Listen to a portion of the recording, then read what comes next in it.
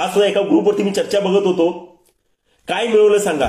गुन्हे माघार झालेले नाही आहेत, सरसकट कुणबी दाखले मिळालेले नाही आहेत, मराठा आरक्षण तुमच्या ताब्यात नाहीये, सगळे सोयरे बोलताय. सगळे सोयरेचा अर्थ जो आहे तो पूर्वी पण चालत आलाय, आज पण तो चालत आलाय. बरं, आजची नोटीस आहे ह्याच्यावरती म्हणणं मागवणार. म्हणणं मागवल्यानंतर हाच आमचे जे सदावर्ती आहेत ते कोर्टामध्ये जाणार. त्यांना कोण अडवतंय? काय त्यांची चुकी आहे मला जरा सांगा. काय चुकी आहे त्या सदावर्तींची? कारण त्यांना भारतीय राज्यघटनेने दिलेला अधिकार आहे, त्यांना कायद्याने दिलेला अधिकार आहे. आपण त्यांना नाव ठेवण्यापेक्षा आज त्यांनी एक वाक्य सांगितले, अरे मराठा समाजा वाचाल तर वाचाल, वाचा, अभ्यास करा म्हणून सांगितले. काय चुकीचं सांगा ते वाईटानं एवढं वाईट वाटतंय ना. आम्ही काय करायला हो? एखाद्या घटनेचे लगेच स्टेटस ठेवायचे, लगेच मोबाईलवर दाखवायचे, सगळं नाचायचं. आज खूप वाईट वाटलं मित्र, माझे बंधू जेव्हा, कारण मी मराठा म्हणून असताना मला वाईट एका गोष्टीचं वाटतंय की आम्ही सगळं जे काही करतोय ना, खूप खूप वाईट वाटतंय मित्र. आणि कोण बोलत नाही हो. चुकीचं का बोलत नाही? कारण धाडस होत नाही. हजारो लोक समोर आहेत, कसं बोलणार? जरांगे पाटला समोर लाखो लोक आहेत, करोडो लोक आहेत, कसं बोलणार? वकील लोक तोंडात शब्द काढत नाहीत, कारण त्यांना वाटतं की आम्ही बोललो की आज समाज मला नाव ठेवणार. जसं मी आज सकाळी निखिल वाघेंचं वाक्य ऐकल्यानंतर मला धाडस होत नव्हतं, मी कसं बोलू. मात्र मी टाकले मेसेज. का टाकले? तर मला माझे जे काही मोजके मित्र आहेत समोर जे ऐकत आहेत त्यांच्यावरती माझा विश्वास आहे. जगासाठी करूया नको, मात्र आपल्या काही लोकांसाठी हे करणं गरजेचं असते. त्याच्यामुळे आम्ही बोलतोय. मात्र हे बोलताना वाईट एका गोष्टीचं वाटतंय की सत्य आम्ही मराठी समाजानं प्लीज स्वीकारणं गरजेचं आहे मित्र. मराठा समाज वाहत चाललाय, चुकीच्या पद्धतीनं चाललाय. आपण हे वाहत जाणं चुकीचं आहे. थोडंसं समजून घ्या, कायदा समजून घ्या.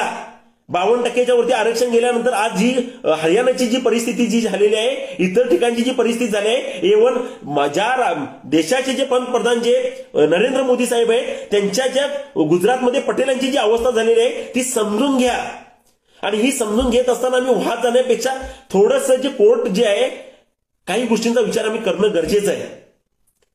आज मी आपल्याला सांगू इच्छितो की आजचा जो आज काही सर्टिफिकेट जे दिले जरांगे पाटलांचा, फक्त आणि फक्त उद्याच्या लोकसभा निवडणुका व्यवस्थित पार पाडण्यासाठी दिले.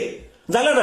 आता इथून पुढे 2 महिने, कारण बऱ्याच जणांचं म्हणणं मागवणार, त्याच्यानंतर तो निर्णय होणार, तोपर्यंत लोकसभा निवडणुका लागणार. येणाऱ्या 15-20 दिवसांमध्ये त्याची आचारसंहिता जाहीर होणार. तोपर्यंत लोकसभा निवडणुका लागल्या, विषय सगळा संपणार आहे. आणि त्याच्यानंतर जे उद्या शासन तिथं येईल आणि येणार, कुठलं येणार ते सगळ्यांना माहिती आहे. ते आल्यानंतरचा पुढचे निर्णय ठरणार आहेत. तोपर्यंत बळीचा बकरा, तोपर्यंत ह्या मराठी माणसाला सगळ्यांना हुल्लू बनवण्याचं काम आजच्या ह्या तुमच्या या निकालानं केलंय.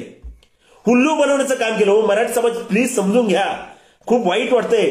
आज माझे बंधू जेव्हा नाचायले, जेव्हा स्टेटसवर सगळं करत असताना आम्ही प्लीज थोडंसं डोकीनं जाणं गरजेचं आहे. फक्त आणि फक्त उद्या लोकसभेच्या निवडणुकीसाठी घेतलेला हा निर्णय होता. आणि हा निर्णय जो आहे तो आम्हाला खूप मारक ठरला.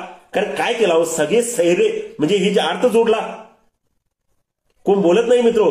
फक्त मी मात्र माझं मन कधी हलकं करतोय बघा. मला काही फरक पडत नाही, कारण आम्हाला कुठलं काय करायचंय. कारण वाईट एका गोष्टीचं वाटतंय, मराठी माणूस जेव्हा असं चेपला जातोय ना, मराठी माणसाला जेव्हा असं प्रेशर टाकलं जाते ना, मराठी माणूस खोट्या आमिषांना बळी पडून नाचतोय ना, तेव्हा माझ्यासारख्या माणसाला खूप वाईट वाटतंय. काय चाललंय? आज सकाळी 3 मेसेज टाकले, प्रतिक्रिया निगेटिव्ह यायला लागल्या. मात्र दुपारनंतर मात्र लोक म्हणले, मळवीकर साहेब तुम्ही म्हणताय ते बरोबर आहे, ईडब्ल्यूएस मध्ये मराठी समाज बाहेर फेकला गेला. आता दुपारनंतर म्हणतात, अहो म्हणतात ती छगन भुजबळ बोलले साहेब, तुम्ही बोलला ते बोलले. आता पण म्हणतात सदावर्ती म्हणतात की ईडब्ल्यूएस मध्ये बाहेर गेले. म्हणजे सदावर्ती बोलल्यानंतर, छगन भुजबळ बोलल्यानंतर आमच्यासारख्या माणसांचं, सर्वसामान्य माणसांचं मत पटतंय, इतर लोकांचं मत पटत नाही. का? कारण आम्ही सर्वसामान्य आहोत. आणि ते सर्वसामान्य म्हणून मी सर्वसामान्य लोकांना सांगतोय, मराठा समाजानं प्लीज, म्हणजे माझ्या सगळ्या मराठा समाजाला, महाराष्ट्रातल्या सगळ्यांना विनंती आहे, जे लोक म्हणजे ऐकतात ना त्यांना विनंती आहे, आपण अभ्यास केला पाहिजेत, आपण काही गोष्टी समजून घेतल्या पाहिजेत. जेव्हा तुमच्या समोर एखादा विरोधक जर बोलेल, सदावर्तीचं पण म्हणणं ऐकून घ्या. कारण आहे त्याला, सोमवारी त्याच्यावरती लक्ष ठेवा. त्यांनी काय दाखल केलाय कोर्टामध्ये. अरे मराठी वकिलातले जे मुंबईला वकील आहेत त्यांनी सगळे पुढे येणं गरजेचं आहे. या तुम्ही मराठी वकील जेवढे मुंबईमध्ये आहेत ना त्यांनी पुढे या. त्यांनी काय दाखल केले ते बघा, त्याच्यावरती तुमचा अभ्यास करा, तो अभ्यास कोर्टासमोर मांडा आणि त्याच्यानंतर पुढे या. तो अभ्यास नसताना हे जर आम्ही सगळं करत गेलो ना, खूप चुकीचं होतंय. आणि जरांगे पाटील साहेब, मी तुम्हाला सॅल्यूट करत आलोय. प्रत्येक वेळी आम्ही तुमचा स्टेटस ठेवत आलोय. आजही बरं वाटतंय की तुमची, अहो मी माझं विमानाची तिकीट दाखवतो साहेब.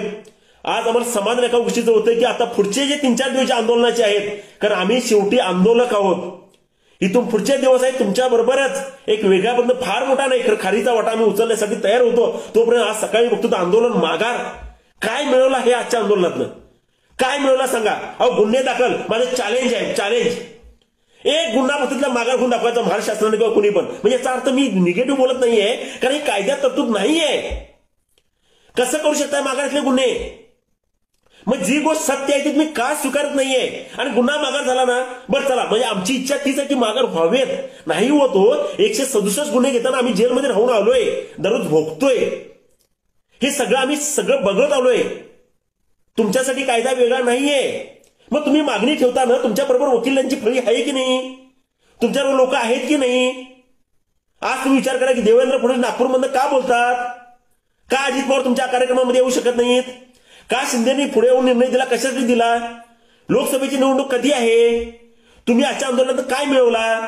सगळे सोयीचा अर्थ काय? गुन्हे माघार होत नाहीत, मराठा आरक्षण मिळू शकत नाही, राहायला सरसकट कुणबी दाखले ते तुम्ही देऊ शकत नाही. मग नेमकं काय मिळवलं आंदोलनात? उद्यापासून परत परीक्षा चालू होणार, उद्यापासून परत एकदा त्याची शहानिशा होणार. परत तुम्ही म्हणाल की आम्ही परत आंदोलन करू.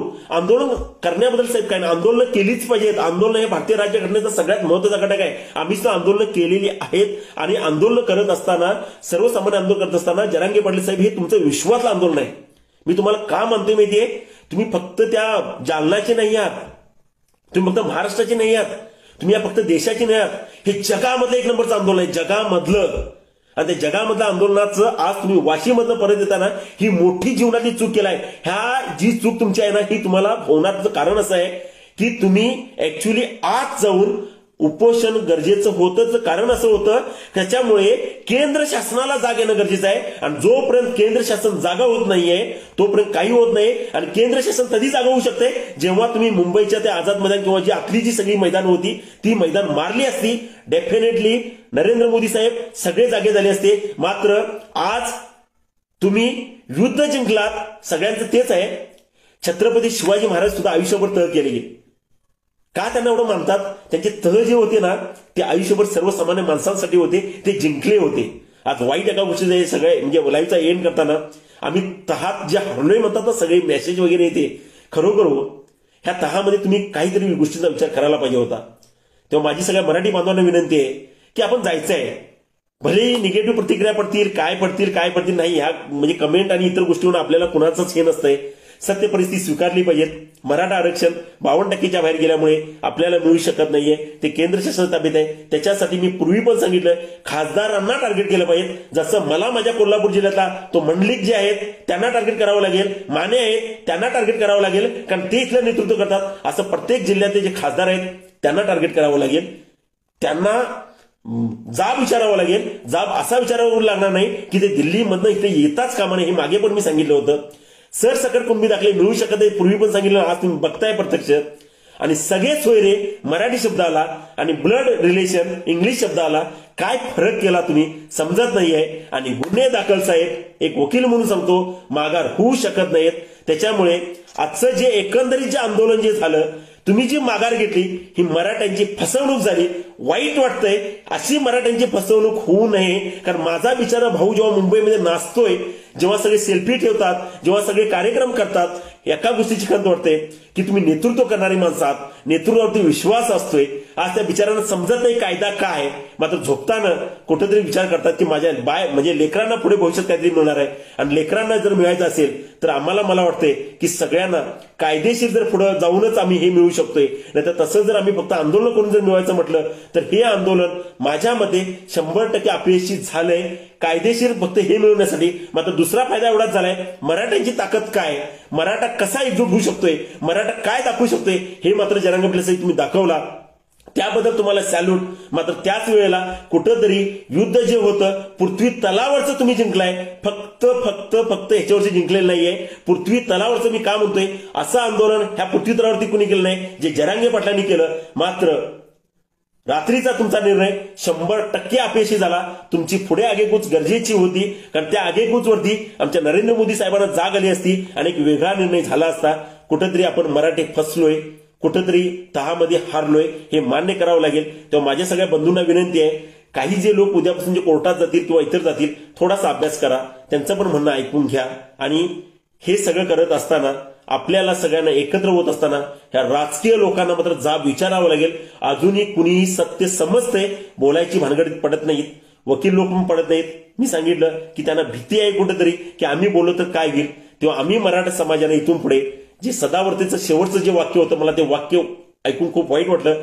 वाचाल तर वाचाल, त्यांनी जे वाक्य बोलले बघा आज त्यांच्या मुलाखतीमध्ये, मला पण वाटते जावं त्याला कानपटात दोन मारावे किंवा आणि काय करावं असं खूप वाटतंय. हो नाही करता येत नाही, का करता येत नाही सांगा. त्यांनी सांगितला की तुम्ही भारतीय राज्यघटना जी आहे ती बदलण्याची ताकद कुणाजवळ आहे हो, कायदे बदलण्याची ताकद कुणाजवळ आहे हो, ती खासदाराजवळ नाही, दिल्लीमध्ये आहे. तुम्ही ती करा, ती बदला. जोपर्यंत आपण ते करत नाही तोपर्यंत यशस्वी होणार नाही.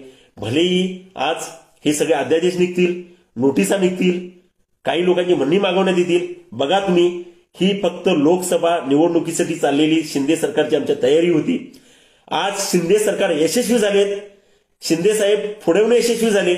मात्र मराठ्यांना मात्र फक्त आणि फक्त गाजर हातात दिले आणि ते गाजर लक्षात घ्या आणि पुढची आपण काय रणनीती करायची हे सगळ्यांना ठरवा.